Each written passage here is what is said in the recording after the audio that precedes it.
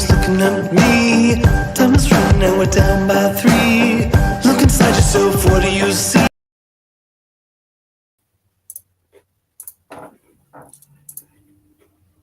Hey, sports fans and friends, thanks for tuning in on the Shotgun Sports Network YouTube channel, Puck and Pigskin Facebook page, or wherever you get your podcasts.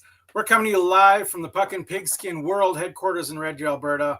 Please smash the like and subscribe buttons and hit the notification bell to be notified whenever we go live and post. And don't forget to drop your comments and questions into the chat, because viewer interaction is one of the best things about doing a fan-sided show live. Another great show for you tonight. CFL fan and game reaction specialist Coach Phil joins us to talk about the CFL and more specifically the Saskatchewan Roughriders having a subpar season so far. John Easthope and Robert Munnich from the Red Mile Rundown podcast hop on to talk about the Calgary Flames. Plus, we'll have the Fire and Horsepower report.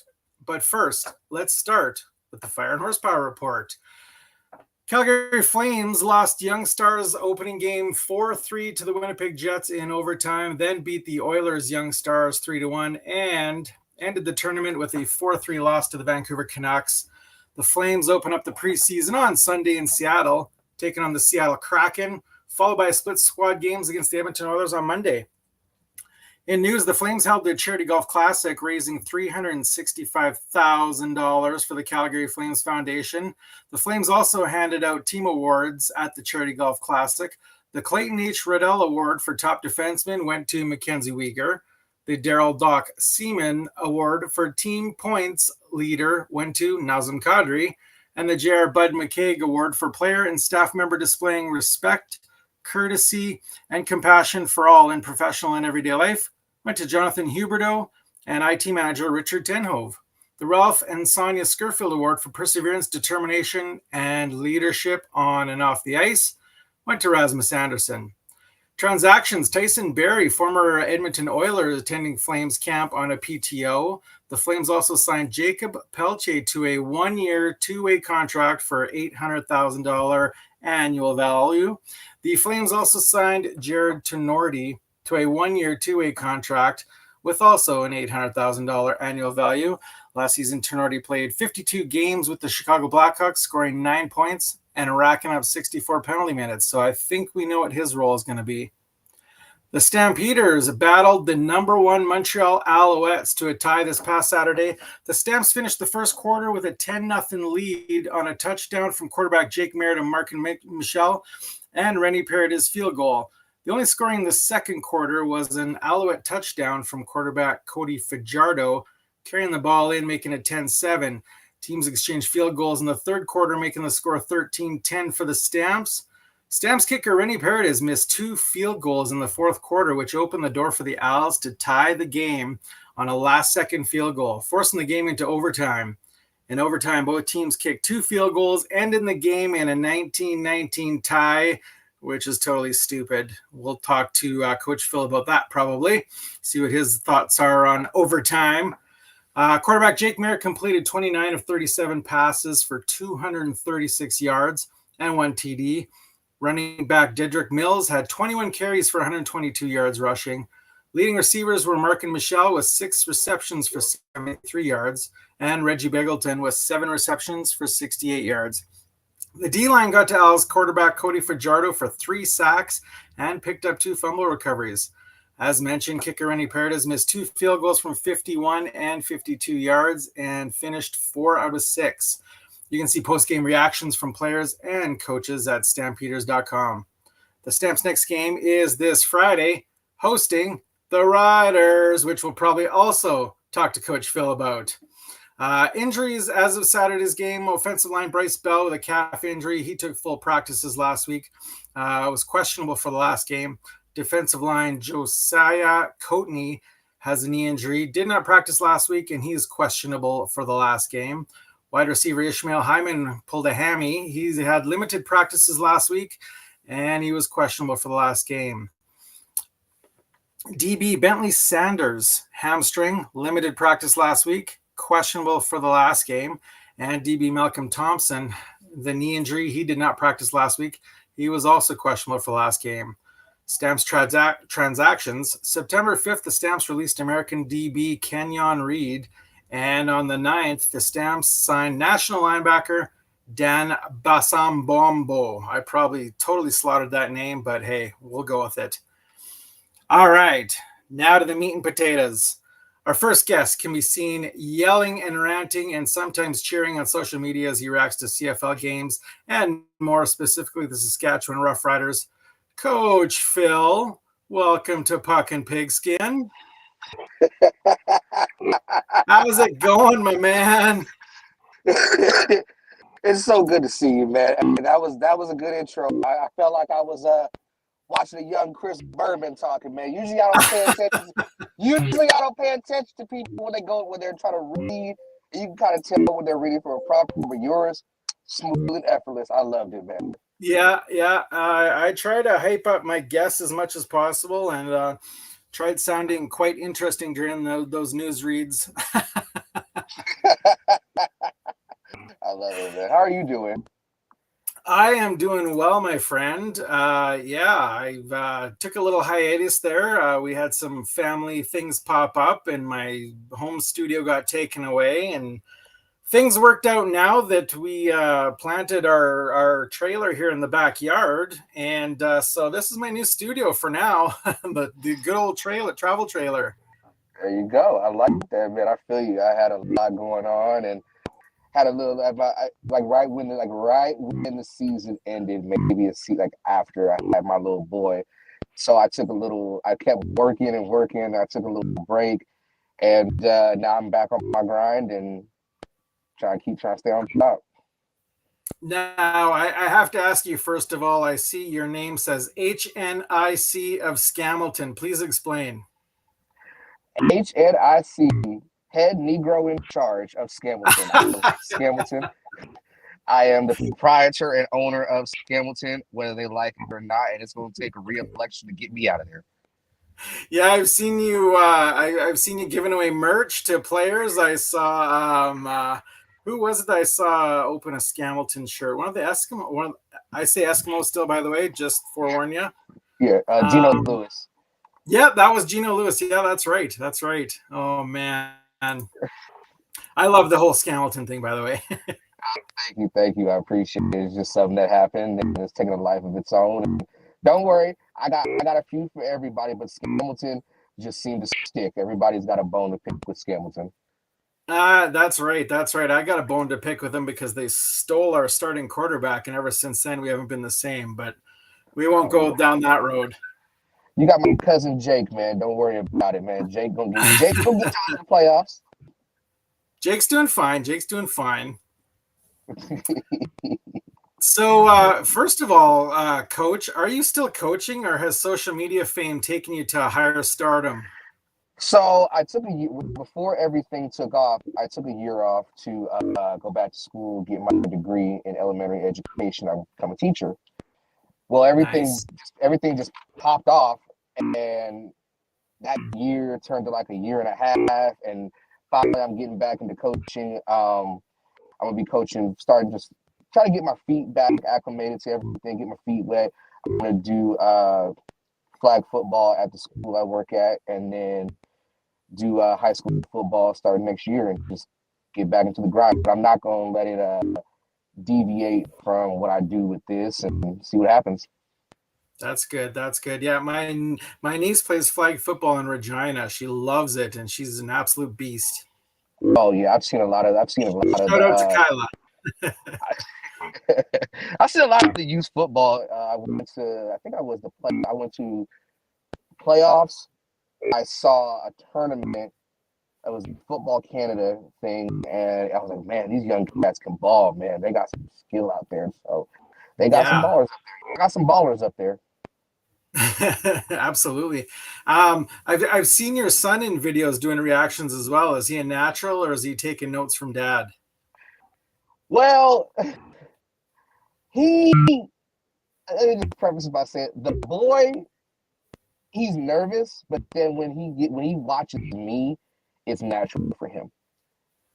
So I try to be like, don't be dad, just be yourself. And I kind of found myself, we were reacting to the Battle of Alberta, the second game, when Edmonton was at Calgary, and I just fed off of him. So now he wants to do it, and I said, all right, I'll pay you $50. Let you do it. I'll put you on payroll, and people love seeing him. I was kind of hesitant, you don't want your kids too much out there in social media stuff, and Yeah. he loves it. So he wants to be a receiver. He already told me he said, I don't want to play in the NFL. I want to play in the CFL. I was like, Dad's doing something right. Okay, let's do it. Damn, yeah. Raising that boy right. I don't know what it is. I don't know. Because we watch NFL, obviously, we're Seahawks fans, but we've spent so much time watching Canadian football and immersed ourselves into it that now all he really cares about is Canadian football.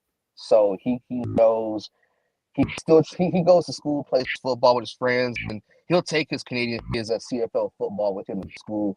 And like, what is that? And then they love playing with it. So he's picking up a little bit up of the game. That's great. That's great. Now, in all seriousness, you've been a CFL/Rider fan for the last 2 or 3 years and have been doing your reaction videos for almost as long, if not longer. How has your social media journey been for you? Tell me where you're at, and are you going to take it further? Whew. In all seriousness, I kind of just take it day by day. I don't really.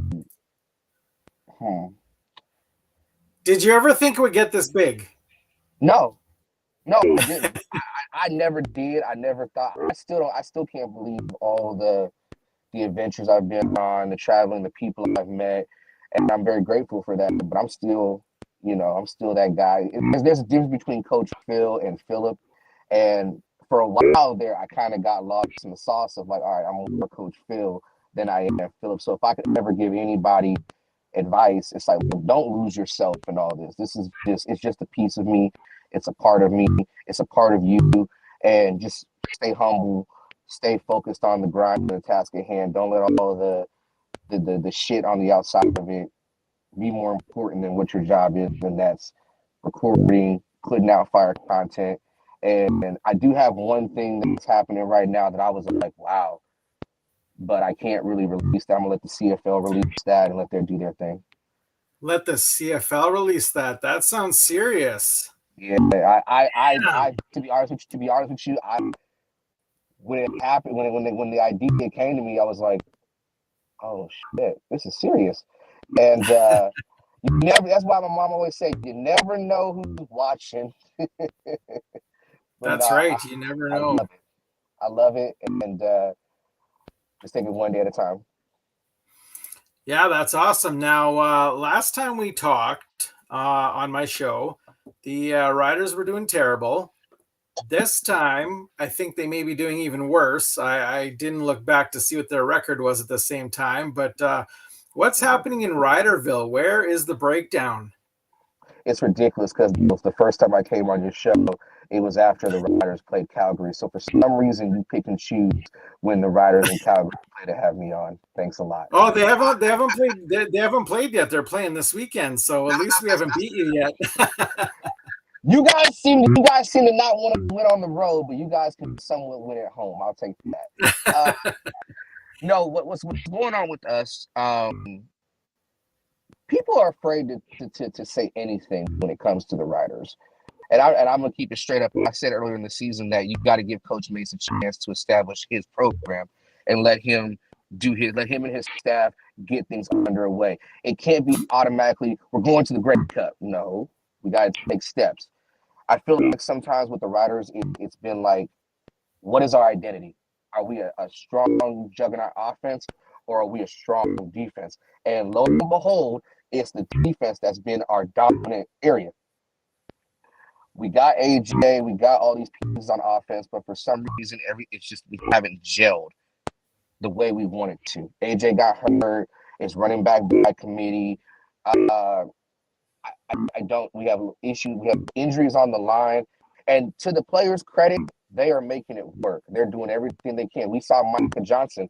even step up and play on the offensive line. So that shows that guys are willing to give whatever they got to see the team be successful. Now, are we out of Grey Cup contention? No, but we have to take it week by week the way Coach Mason's been saying it. And I'm not counting us out yet. I will never count us out, but hey, it's been kind of up and down this season so far.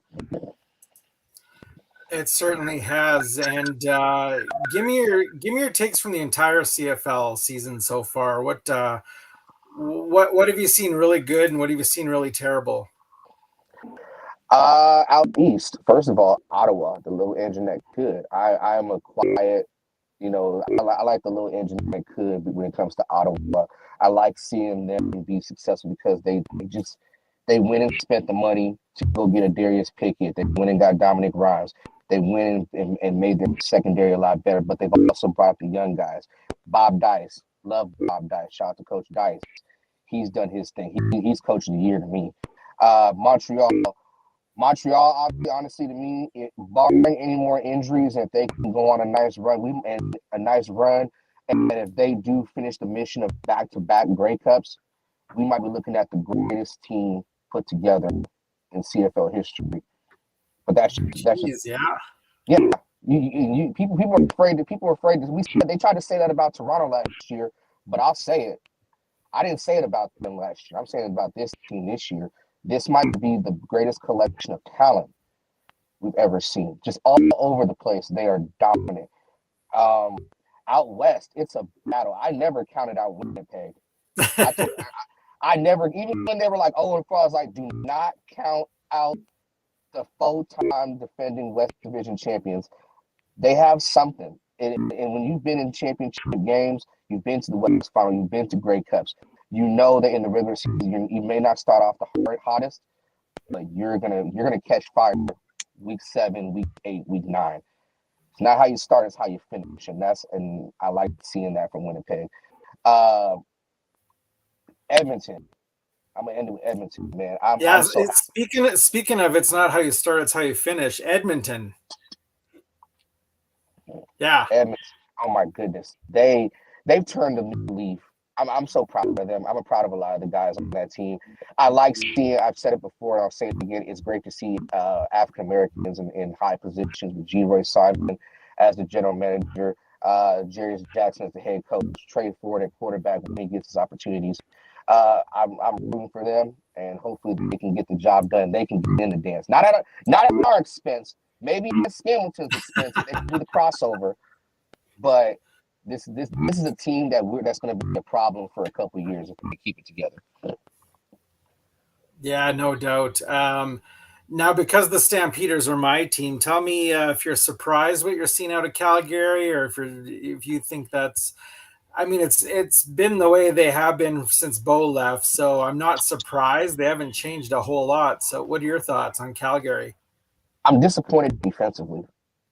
I'm disappointed in how hot and cold they are. Mm-hmm. I love watching Micah Alway play. I love watching Cam Judge do his thing. That's secondary. You went and got DeMario. You went and got Trey Robertson, but Trey's gotten burnt so many times this season. It frustrates me because I know what Trey can do. The front line is not as aggressive as they should be. It's like you can send 3-4-man pressure all you want, but if you're not getting pressure, what's it all for? I'm so used to seeing them be aggressive, sending 5-man, 6-man, going to get the quarterback, stopping the run. It's not the same. So something about that defense is people want to say it's the quarterback. It's not. He has his flaws, my cousin Jake. But defensively, when you're out there a lot, you're going to get tired, but you're still going to get your job done, and they haven't gotten the job done just yet. Yeah, I mean, we're 2 missed field goals away from beating the number 1 team in the league. So I mean, I guess we're not that terrible. No, I think the running joke is Calgary can't win on the road, but they can win at home. I don't believe that. I think it's all about matchups. How you match up against a team and how you put a complete game together. It's something about when Calgary plays Toronto or they play the East teams. They just play to the level of up to the level of the team they're playing. It may not be the highest, but for some reason they play below the standard of what a Calgary Stampeders team is. Yeah. No, that's great feedback. Now, your YouTube channel just recently hit 1,500 subscribers, so that's exciting. We touched briefly on your social media attack. Tell everyone where you want them all to go on social media. That is not. Come find me at Coach Phil Reacts on YouTube. Find me on Instagram at CoachPhil425. Also, my interview show that I do, Deep in the Game Official. And you can find me on Twitter, Coach Phil Reacts. Come holler at me, have some jokes, come watch the videos, and we have fun over there. Have you been to all the stadiums yet? I'm supposed to be going to Calgary this week for the game. I'm gonna try and see if I can get off work to get to that one. I might have to move that one, but I'm definitely going to make my East appearance. I'm going to Toronto and I'm going to Hamilton. Same Hamilton. Oh yeah. I expect it's funny, one of my subscribers, he emailed me and he says, "Hey, I have a ticket for you. Just come to the game." And at first, I thought it was a joke. I was like, they want to jump me. I'm not about to get beat up in Hamilton and lose my passport. He was like, no, I'm serious. So I was like, okay. So I got a ticket, and I will be at Hamilton. I'm gonna go check out the Canadian Football Hall of Fame while I'm in town, Nice. and then I'm gonna go see Toronto play Ottawa the next day. Nice. That'll be a trip. Oh yeah. So we back on the road. Back on the road. Well, Coach Phil, as always, it's excellent to talk with you. And we should place a little side bet off camera here on the game this weekend. I'm a betting man. I ain't afraid to lose a couple ducats. Nothing monetary because we're not rich by all means doing this kind of stuff. But Beer on me. All right, Coach Phil, thanks for hopping on, and we'll talk to you next time. Talk to you next time. Appreciate you. I appreciate you too, brother. All right. Monday, the Calgary Flames began the careful removal of all their memorial items left by fans to show support for the Goudreau family. An enduring tribute strategy has been thoughtfully implemented to assure Flames fans that the legacy of the organic memorial will live on for years to come. The signs, the messages, and the chalk, they've all carefully taken pictures of it. They've kept the posters. The photographs will be given to the Goudreau family as an everlasting digital memory book from Flames fans. The hockey sticks they're going to make into benches that will be used in fundraising efforts for local charities. So I'm guessing obviously they're going to auction those off, would be my guess. They'll have plaques on them identifying the benches. Origins will include in memory of Johnny and Matthew Goudreau. The Skittles, of course, they can't keep those because they're apparently no longer fit for human consumption. So they are going to count all the Skittles, and the Calgary Flames Foundation will make a commensurate financial contribution to the Calgary Food Bank. The purple sports drinks, they dumped those out actually today or yesterday, I believe. I saw a post on Twitter saying that the entire lower bowels of the Saddle Dome smelt like purple Gatorade from dumping them down the drains. They are being emptied and will be donated to Kids Sport Calgary Recycling Program. That program turns empties into sport opportunities for local kids in need and to access sports. The stuffed toys made of cloth and cotton, such as teddy bears, will be donated to Parachutes for Pets, which is a charity supported by Michael Backlund and Mackenzie Weaver. They'll be used for the Lily and Dexter Legacy Program, which is a groundbreaking program ensuring children in care can stay with their pets by providing essential support, such as leashes, collars, vet care, vaccines, and licensing created by the Backlund family. Jerseys will be laundered and used to design blankets that will be donated to, and donated to local charitable organizations. The flowers All the organics will be collected and sent to compost, and soil from the flowers will be deposited in the earth at community parks around the city. And the rest of the miscellaneous items will be reviewed following the completion of all the sorting process. My next guest just debuted their new podcast, Red Mile Rundown, focusing strictly on the Calgary Flames. John Easthope and Robert Munnich, welcome to Puck and Pigskin. Hey, Jason, how you doing? We got one of you. How you doing there, John? Robert should be along shortly, or hopefully. I saw he popped in momentarily there and then disappeared again, so he may be having login issues. How have you been? I'm good. Yourself? I am doing quite well. I see Robert hopping on now, so let's see if we can bring him in. There we go. How you doing, Robert? I'm doing well, Jason. Thanks for having us on. I really appreciate it. No worries, no worries. I've talked with John before. He's always one of my favorite Flames podcasters, and oddly enough, I don't recall seeing you or hearing of you, but I watched your first episode today, and yeah, you guys have great chemistry, and you guys did a great job today. Thank you. Appreciate that. Thank you. Yeah, that's very kind of you to say. So let's start by explaining how the Red Mile Rundown came together. Take it away, John. You start. Take it away, John. So, as those who might have been following me for a while, I had the old show, my Double J Hockey podcast. I decided to part ways with that, and was looking for a project over the summer and did some work and some research. And organically, Robert and I have had this chemistry, as you've been on my show a few times when I was doing Double J Hockey show. That during the summer we got a lot of conversations going and just kind of organically paired ourselves up together to start a show like this. We felt that in the podcast world around the Calgary Flames, there was a little something missing that we felt that we could fill that void with, and not just an honest conversation, what we're seeing, honest opinions, backed up with a bit of numbers. And given our history of working together on my old show, we just felt that it would be a natural connection for the two of us, and so we're giving it a whirl here, and so far so good on episode number 1. We've gotten good feedback from it so far, and we're pleased to keep going with it. Yeah, and that's the one word John said there that really resonates is chemistry. It's not that often in life where you kind of like you come across somebody where like the first time you meet them, you just kind of instantly hit it off. Yeah, and that was kind of the case with John when I joined Double Digit Hockey Show for the first time.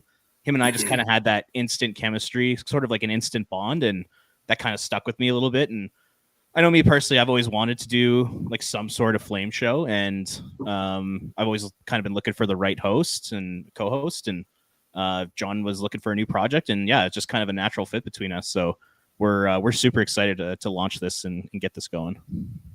Yeah, so the focus is strictly on the Calgary Flames, who just wrapped up their Young Stars games in Penticton. Give me your thoughts on what you saw from the Young Stars in Penticton. Robert, I'll start with you, and then we'll go to John. I was pretty impressed with the result. This Flames sent one of the younger teams there. I think it was the youngest. 8 of their 10 draft picks from the 2024 draft were there, so pretty much all 18-year-olds, and I thought they fared really well. I didn't think there was really any players that stood out negatively. I thought everyone was, either like a pretty positive on the ice or just kind of neutral, just kind of average. So I thought that was very positive. And one thing I liked was you saw progression from a few important people. So Zane Perret got better as the tournament went on. Sam Hanzik got better. Gridden got better. So I thought that was super positive. And hopefully those 3 guys in particular can kind of build off that and have some confidence going into main camp. Perret skating along that blue line is just insane. Beautiful. It is beautiful to watch. That's part of why he was drafted 9th overall. He has that smooth skating ability to himself. And as good as Perek was, he wasn't the best defenseman we had at that tournament. I think Hunter Prustevich had a very good tournament in and of itself. That tournament in Penticton did exactly what the Flames wanted it to do. It created a bit of a buzz around these prospects. It gave them a taste of action. It showed these kids what it takes to come to the next level, to take to the next step. And you saw guys step up. You saw Sam Morton do what Sam Morton was supposed to do at this tournament. You saw other guys step up. Hunter Prustevich, no one saw this coming from this kid this early, this quick.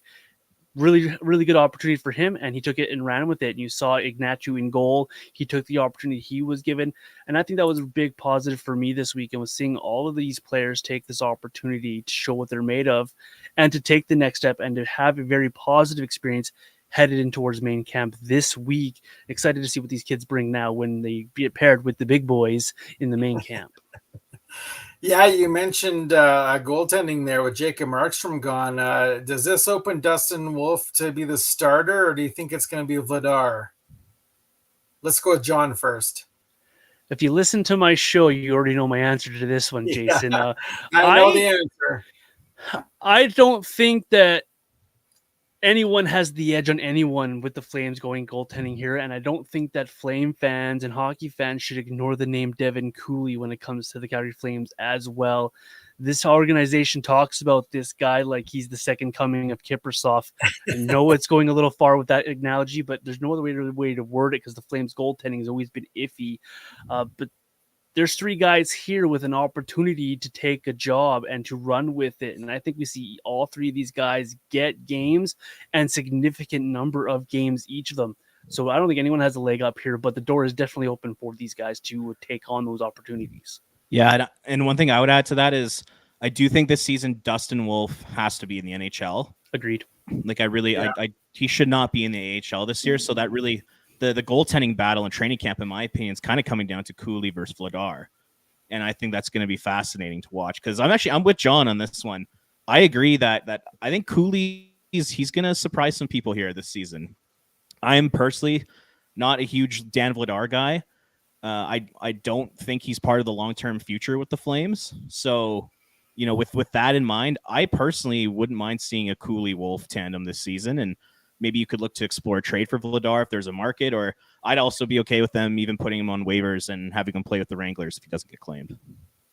So you mentioned a battle between Cooley and LATHR. Does that mean you're picking Wolf as the guaranteed starter this year? I wouldn't necessarily say guaranteed starter, but I think he's on the roster for sure for the whole year. I just think it's important for development, and also just think it's important for the relationship between the player and the team.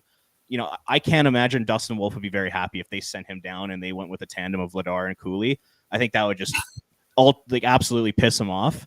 And I don't think you want to do that with one of your star prospects, right? So, I'll say Wolf stays in the NHL, but I don't think the Flames are even going to have a starter this year. I think it's going to be kind of like a 1A, 1B thing. You think it'll be A-B? That's what I'm thinking. Yeah. How do you guys feel about the Flames off-season moves? Robert, let's start with you on that one. I mean, they brought in some good veterans to surround the young players with.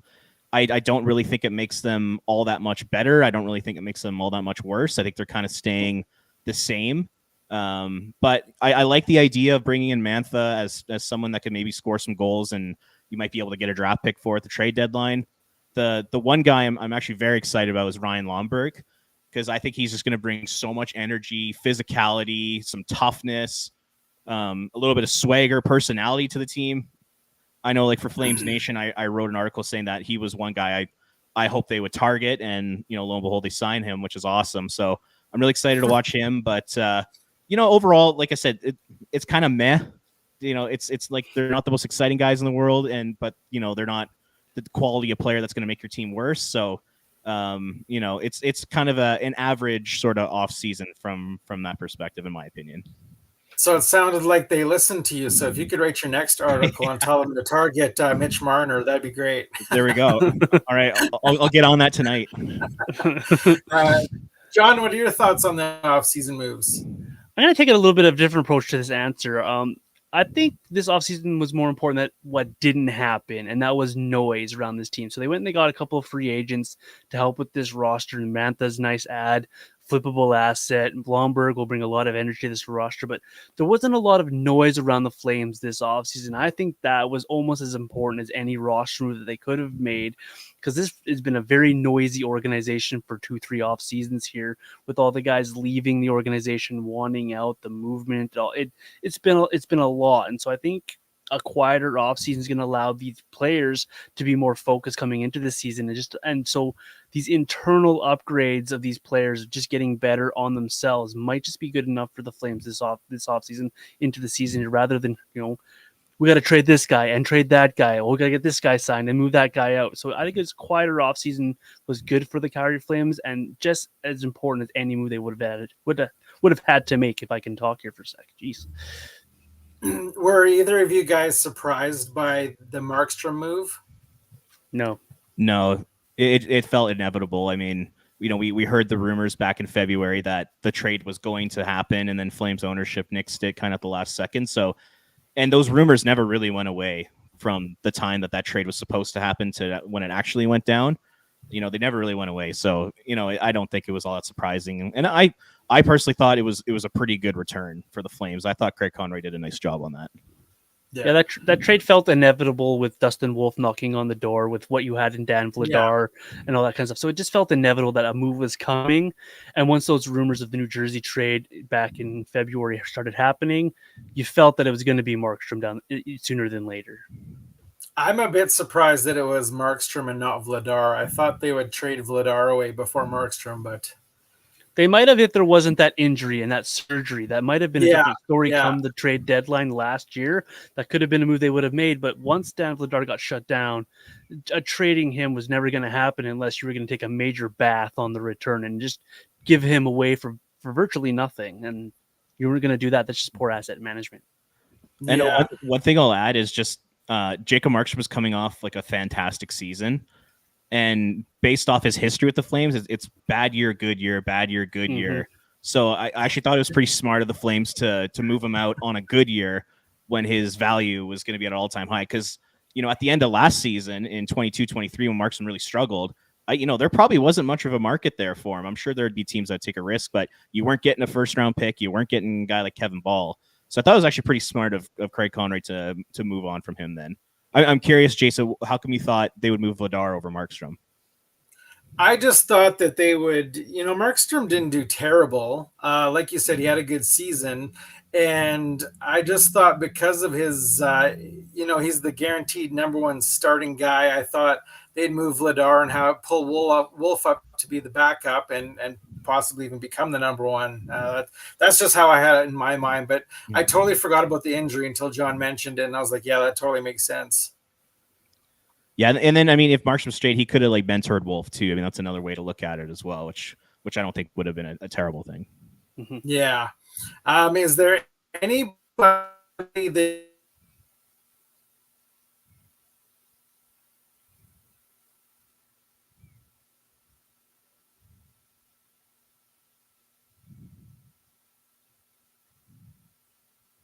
I think we lost Jason. Yeah, I was going to ask, can you hear him, John? I cannot hear him. No. I think we're taking over the show for him. I don't know how to. I'm sure it was an interesting question, but I just don't know how to answer it because I don't know the whole question. It kind of sounded like he was going in the direction of is there anybody that's going to surprise you this year from a Flames perspective? So maybe we'll go to you. Is there anyone that you think is going to kind of step up and take the league by storm from a Flames perspective? No, we talked about this on our show as well. I don't think there is.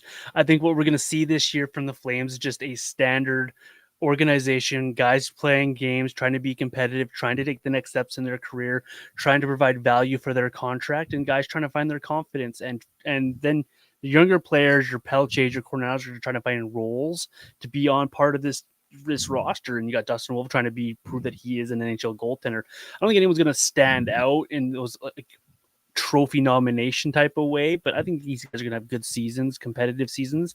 And yeah, it's probably going to be tough nights, but I that's okay. That's okay for the Flames, all right, when they're trying to rebuild it. Yeah. Oh, there we go. We're done too.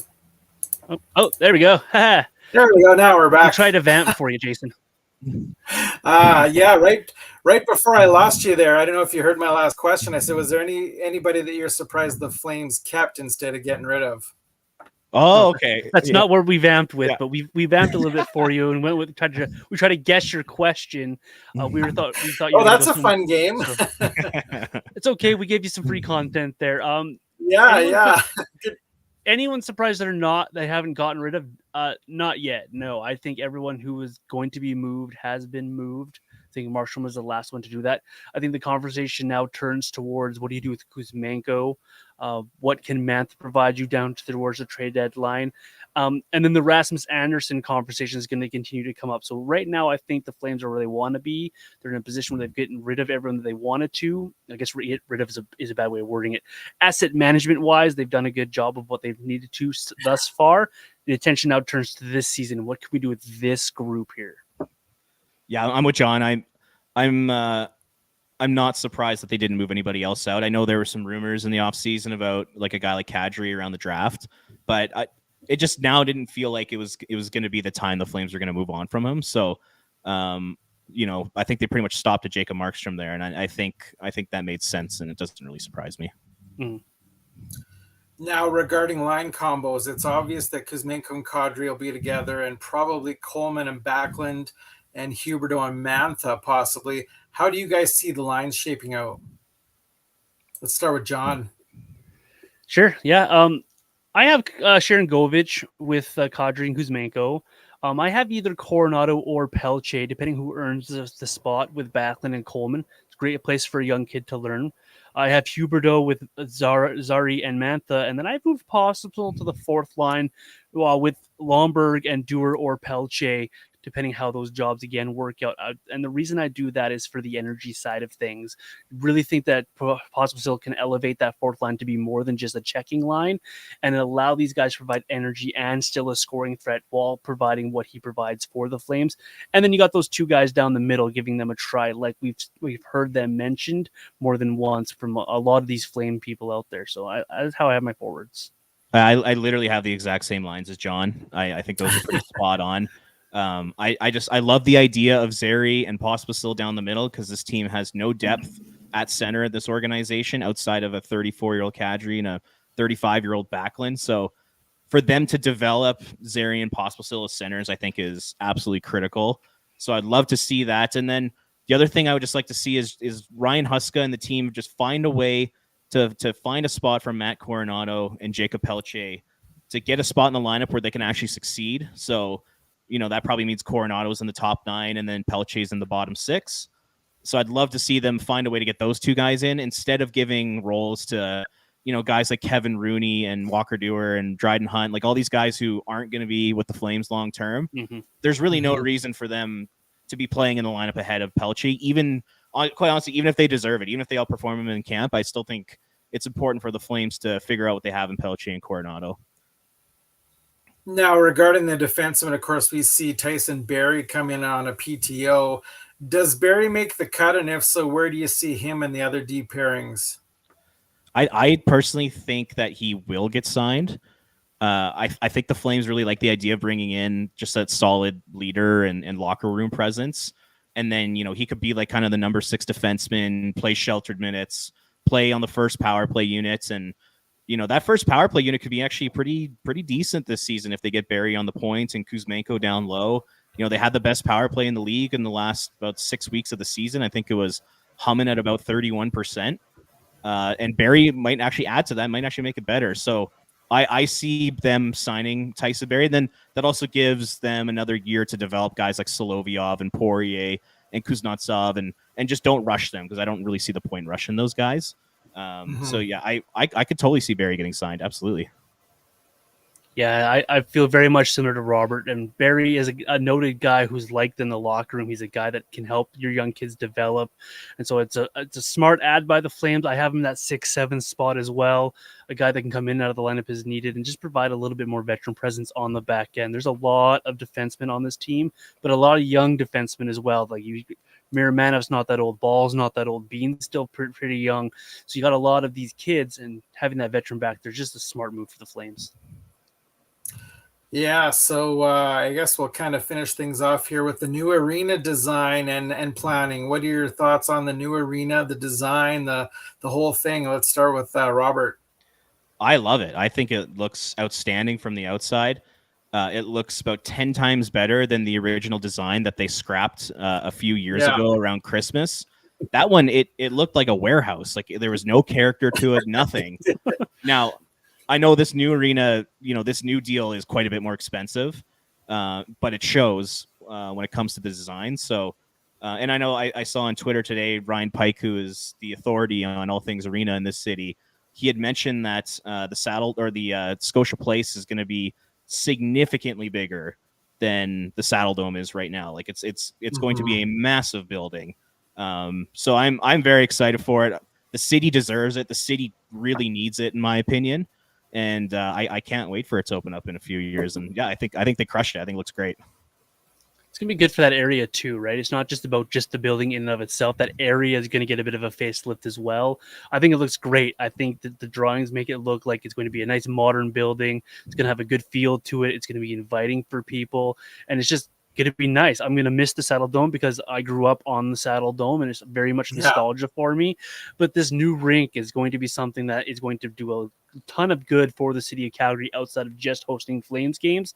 And it's going to do a lot to help the Flames maybe attract a free agent if they need to. That kind of thing. It's another selling point to help this team grow into the future. And it's awesome. Just awesome.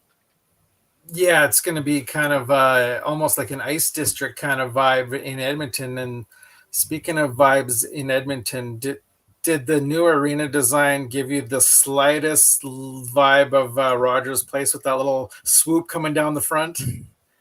No, and thankfully I don't feel that way because I want nothing to do with Edmonton. That Edmonton building is hideous from the outside. The Flames looks much better. I think it is too. I think it's like a weird spaceship looking. It's awful. Modern art disaster piece. Yeah, it looks like a bad. Looks like a bad Stargate 1 ship or something. Yeah, the Flames new arena definitely looks a lot more professional, I guess, kind of, I would say, or a little more welcoming. More welcoming. Yeah, not so modern, and yeah, all that gray and like John said, it looks like a spaceship. I don't like it at all. I will say though, the inside of I've been to that arena a bunch of times. The inside, it actually is pretty nice. So if the Flames could have something similar to their inside, I would be pretty happy with that. Yeah, the only thing terrible about the inside of Rogers Place is the prices. Oh my God, yeah. You got to take a mortgage out just to get a couple beers. It's insane. But I hope the Flames aren't going to go that direction. They probably will. That's kind of the direction it's going these days. Welcome to pro sports. Yeah. Well, we're not paying for a McDavid and a Draisaitl, so maybe they'll keep it a little lower. Yeah, exactly. Well, thanks a lot for hopping on, guys. Why don't you tell everyone where they can find you? Go ahead, John.